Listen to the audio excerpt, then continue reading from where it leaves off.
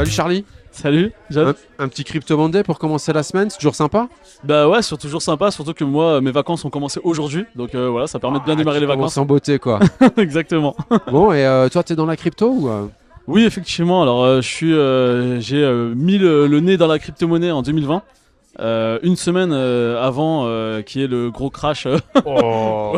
Voilà, Ça veut donc dire que t'es rentré au plus haut ou... Ah, direct, Oh. ouais, direct, j'ai pris un moins Et 50 dans c'est les comme dents. ça qu'on apprend. Hein. Exactement, et je remercie cette période-là parce que c'est ce qui m'a permis de me dire ok, je suis rentré en mode à pas du gain et je me suis pris une claque. Donc, du coup, peut-être c'était pour me dire en fait, tu dois chercher à comprendre c'est quoi, qu'est-ce qu'il y a derrière. Alors voilà, ça veut dire que ce qui t'a attiré en premier, c'est plus le côté spéculatif, c'est ça? Oui, je pense comme beaucoup de gens. Ouais. En tout cas, moi, oui. Bon, et qu'est-ce qui a fait que t'es resté, que t'as compris de tes erreurs et puis que t'es toujours là? Bah, parce qu'en fait, du coup, derrière, je me suis dit bon, je comprends pas, alors ça m'énerve, donc je veux comprendre.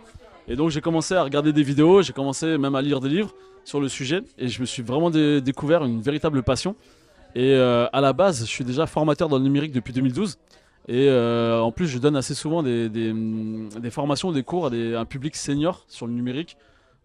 Simplement comment on utilise un ordinateur, comment on utilise Internet, comment on évite les dangers, etc. Et du coup, quand j'ai découvert les crypto-monnaies, j'ai découvert la blockchain, j'ai découvert en gros toutes les possibilités du Web3.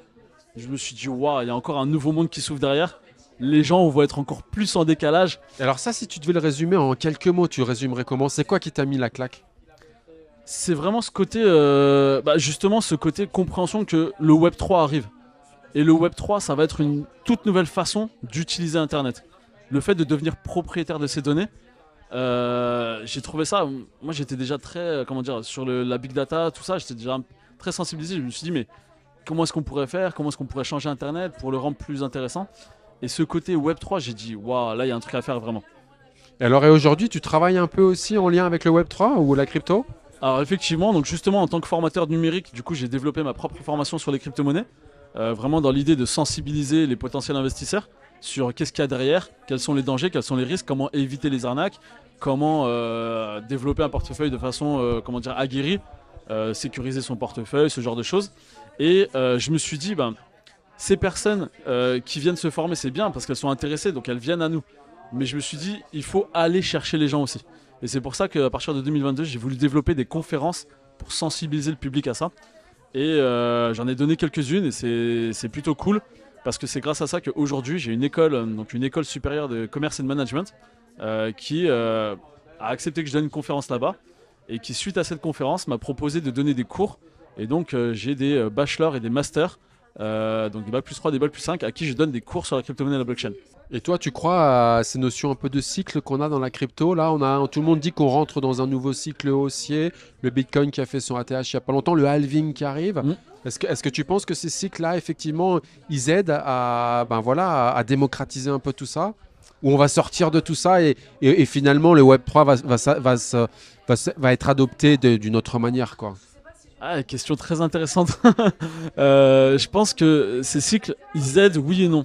Ils aident dans le sens où chaque fois que l'on a, on va dire, une montée en puissance de la valeur des crypto-monnaies, ça amène des personnes dans le milieu. Mais encore une fois, pas forcément pour les mauvaises raisons, mais j'ai envie de dire c'est presque pas très grave parce que même moi, finalement, je suis rentré là par appât du gain. Et je pense que 99% des gens qui sont rentrés dans la crypto-monnaie, ils sont rentrés par appât du gain à la base. L'essentiel, c'est d'y rentrer, quoi. Voilà, l'essentiel, c'est d'y rentrer. Donc ça aide. Pour autant, ça peut aussi, comment dire, euh, ne pas aider dans le sens où, effectivement, vu qu'on a cette montée et puis cette redescente derrière, bah du coup derrière on a toujours droit au même discours de ah bah vous voyez bien c'est une bulle ou c'est pas c'est qu'un phénomène de mode ou autre. Pour autant, tant que ça fait grossir la communauté, je pense malgré tout que ça aide et je pense qu'un jour on arrivera à, il y aura plus tout à fait des cycles où ils seront moins visibles, moins avec une amplitude moins grande et peut-être même que ça sera des cycles plus longs, j'en sais rien, on verra ça. Mais je pense qu'on n'aura plus tout à fait les mêmes cycles parce qu'à partir du moment où on rentrera, comme j'ai dit tout à l'heure, en mode Web3, c'est notre quotidien, bah forcément cette notion de cycle pour moi elle sera beaucoup moins ample quoi.